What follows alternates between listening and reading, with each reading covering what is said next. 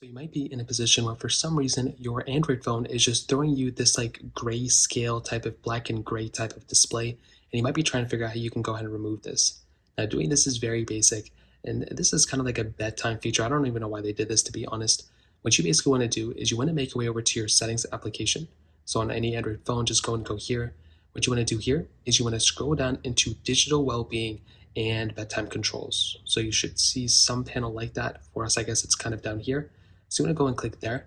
And what you want to do here is you basically want to go and scroll down until you basically see a little option that says bedtime mode. So what you can do here is go and click bedtime mode, and you will come into this panel. Now here you will see a bunch of different things, but what you want to basically do is scroll down, and you want to go and click this customize button down here. Now when you click customize, what's going to happen is you're going to see a bunch of different things that come up, and what you want to do here is you want to go and once more go and click on screen options at bedtime. So go and click there, and you will see these options basically come up. Now what you want to do here is under grayscale, you want to go ahead and basically toggle this off. And that is the best way and the fastest way to go ahead and pretty much fix this.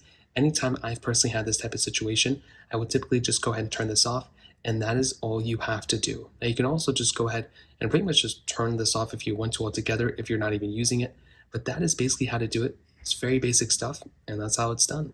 If you have any other thoughts, if it's not working, just power off your phone or restart it. That may end up working too, and if you're having really big issues, just go ahead and restart or software update your device, and that may end up fixing it too. So that pretty much covers it up. If you have any other thoughts or questions, let me know in the comment section below. Hit the like button, that would mean so much, but definitely hit that subscribe button. More importantly than everything else, I love every single one of you guys. Hopefully I'll catch you guys in the next video. Peace out till then.